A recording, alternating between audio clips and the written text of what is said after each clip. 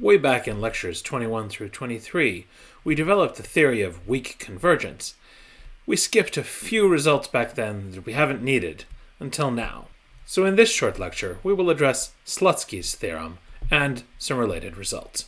Slutsky's theorem works in the general setting of separable metric space-valued random variables, but we're just going to state and prove it in the case of random vectors in Rd.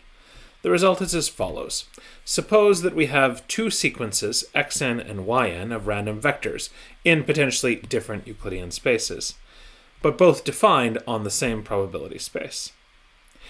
If xn converges weakly to a random variable x, and if yn converges weakly to a constant vector a, then the pair xn yn living in Rd cross Rm converges weakly to the pair x, a. Now, a few comments here. This result is not true if a is not constant, and one reason is that it's hard to see why this statement even makes sense, because the law of xn, yn is not well defined in this problem. The point here is that when a, the limit of the yns, is a constant, it doesn't matter how you couple xn and yn, you will get this convergence in the limit, owing in part to the fact that there's really only one way to couple x with a constant a. Now, Slutsky's theorem is often stated in a nominally weaker form where we make the stronger assumption that yn converges in probability to a. The reason why that isn't a weaker form is that, in fact, those two are always equivalent. If a is any constant in Rn, then a sequence yn converges weakly to a if and only if it converges in the stronger sense, convergence in probability to a. The proof of that follows very easily from results we've already shown. The direction from here to here was proved in lecture 22.1. Convergence in probability is generally stronger than weak convergence. For the reverse direction, we use one of the various legs of the portmanteau theorem, which stated that weak convergence in general occurs provided that for any closed set f, the probability that yn is in f in lim sup is less than or equal to the probability that the limit is in f. Now in this case, where that limit a is a constant, that helps us out here because we can just therefore compute that the lim sup as n goes to infinity of the probability that yn minus a in length is greater than epsilon, which we need to measure for convergence in probability, well, that's just the lim sup as n goes to infinity of the probability that yn is in the complement of the open ball of radius epsilon around a. And that is a closed set. And so by the portmanteau theorem, weak convergence implies that that lim sup will be less than or equal to the probability that a is in that complement ball. But of course, a is never in the complement of any ball centered at a. So that probability is 0, which is exactly to say that yn converges in probability to a, as claimed. So with that lemma in hand, to prove Slutsky's theorem, we may as well assume that yn converges in probability to a, in order to conclude we have this joint weak convergence. Well, again, we're going to use the portmanteau theorem, one of the legs of which states that to show weak convergence of this random vector to this random vector, it suffices to test against not all continuous bounded functions, but just the bounded Lipschitz functions. To utilize this fact, we're going to look at the difference between these through an intermediary. Instead of comparing xn yn to xa, we're going to start by comparing x and yn to xna. Now the reason for that is that this difference inside here, dn, behaves nicely with respect to the Lipschitz nature of f, because the length of this difference will be less than or equal to the Lipschitz norm of f times the length of the difference between these two vectors. But one of the two components will fall out there, and so we only need to compare yn to a in that difference. And that means that it will pay to do this comparison by breaking up that difference over the event that yn minus a is big and that yn minus a is small. In other words, by first moving the absolute value inside the expected value, we can use the triangle inequality to break this up as less than or equal to the expected value of that difference there on the event that yn minus a is less than or equal to epsilon, plus the expected value of that difference on the event that yn minus a is bigger than epsilon. And that's for any particular epsilon that we want to choose from the start. Now, as we motivated here, dn here is less than or equal to the Lipschitz norm of f times the difference between these two vectors in length. But the difference between those two vectors, because that drops out in 0, is the difference between yn and a, with a 0 in the first slot. And since we're in the event that that difference is less than or equal to epsilon, this whole term here will be less than or equal to the Lipschitz norm of f times epsilon. An expected value, but that's just a constant. Now for the second term, we'll just use the fact that f is a bounded function. Each one of these terms is less than or equal to the L infinity norm of f. And so using the triangle inequality and making that a plus instead of a minus in the process, we get that dn here is less than or equal to 2 times the L infinity norm of f. And so on this event, this is less than or equal to 2 times that L infinity norm times the expected value of this, which is just the probability that yn minus a is bigger than epsilon. But our assumption is that yn converges to a in probability.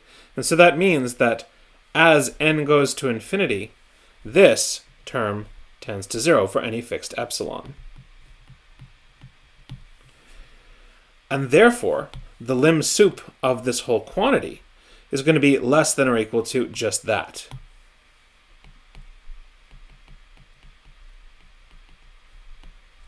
But that's true for any epsilon.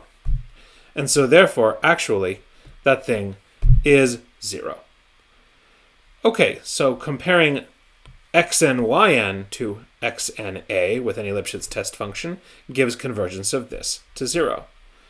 But also, we know by assumption that xn converges weakly to x, which means that if I now hold the second variable fixed at a, then the expected value of f of xn and a converges to the expected value of f at x and a, which just owes to the fact that the function of the single variable here, given by f of variable and a, is itself a continuous bounded function. And so now I can just put those two together. The actual quantity that I want to compare, the difference between this and this, is less than or equal to the difference between this and this, plus the difference between this and this. And so in lim sup, we'll have this sum here. We just showed that this term here has lim sup 0, and at the beginning over here, we showed that this term has lim sup 0. And that concludes the proof of Slutsky's theorem. Now there was nothing about Euclidean space that was really used here. We only need the portmanteau theorem to hold, which is going to work in any separable metric space in this context where we need to restrict to Lipschitz test functions. But since we are working with Euclidean spaces here, one nice corollary, which is often given as part of the statement of Slutsky's theorem, is that weak convergence is well behaved with respect to adding or multiplying by a constant. That is to say, if xn and yn are two random vectors in Rd, if xn converges to x weakly and yn converges weakly, a la in probability, to a constant a, then in fact xn plus yn converges weakly to x plus a. Again, the law of xn plus yn is not well defined in this statement here. There are lots of different couplings xn and yn could have. The statement is that no matter what coupling we choose, we do get this weak convergence here. Similarly, if xn is a random vector in Rd and yn is a real valued, or complex would be fine as well, random variable, such that xn converges weakly to x and yn converges weakly to the number a, which is a constant, then the product xn yn converges weakly to the product A times x. And the proof follows very quickly from Slutsky's theorem.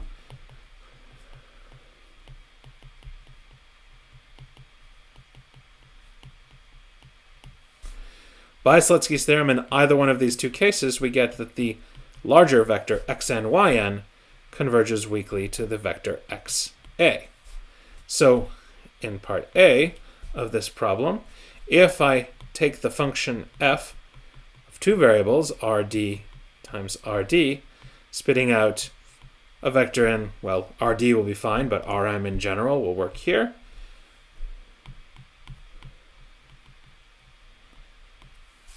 And if that function is continuous, then by the continuous mapping theorem, f at xn yn will converge to f at xa weakly.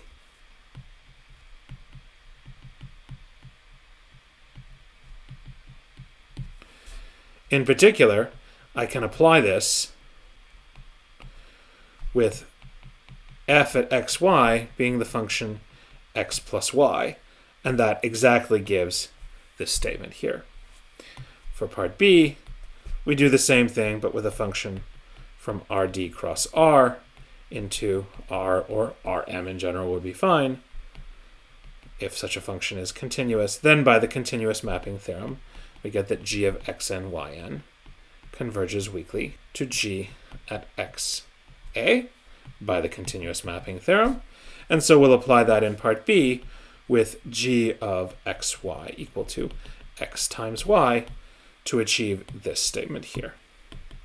Now, it's important to keep in mind that these statements really do require one of these two sequences to converge weakly to a constant. Otherwise, they won't hold true in general for all possible couplings of xn and yn.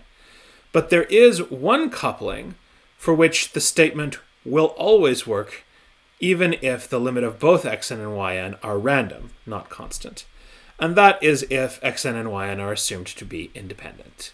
And so this is a result we will also use in upcoming lectures, which is a parallel to Slutsky's theorem. We can state it right at the level of measures now that the coupling is well defined. If I have two sequences of measures, mu n and nu n, and again, we're going to state this in the case where the measures are defined on Euclidean spaces, but this exact same statement will work in general separable metric spaces. And suppose that they have limits, mu and nu, in the weak sense. Mu n converges weakly to mu, nu n converges weakly to nu. Under those circumstances, if we take the product measure, mu n product nu n, that will converge weakly to mu product nu. Another way to state this would be that if xn converges weakly to x and yn converges weakly to y, and if xn and yn are independent for every n, and x and y are independent, then we can conclude that the vector xn yn converges weakly to the vector xy. Now, stated this way, you might think that the simplest approach will be just to use the definition of weak convergence, write down the integral convergence that we need, and use tools like Fubini and Tonelli's theorem. And it is possible to construct a proof that way, but it gets a little bit niggly.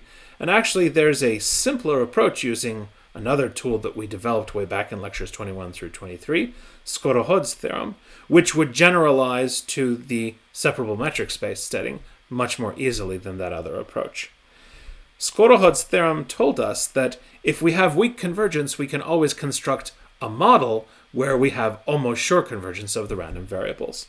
That is to say, there is a probability space omega 1 p1 on which there are random variables xn and x with laws mu n and mu, and another probability space omega 2 p2 with random variables yn and y modeling the measures nu n and nu, such that xn converges to x almost surely on this probability space, and yn converges almost surely to y in this probability space. That makes it almost immediate to prove this result. We'll just take a model for the measure mu n nu n and mu nu built out of these ones as follows. Let omega f p be the product omega 1 times omega 2, F1 product F2 sigma field, and P1 product P2 probability measure. And then we can define Zn to be the random vector xn, yn, defined on this probability space.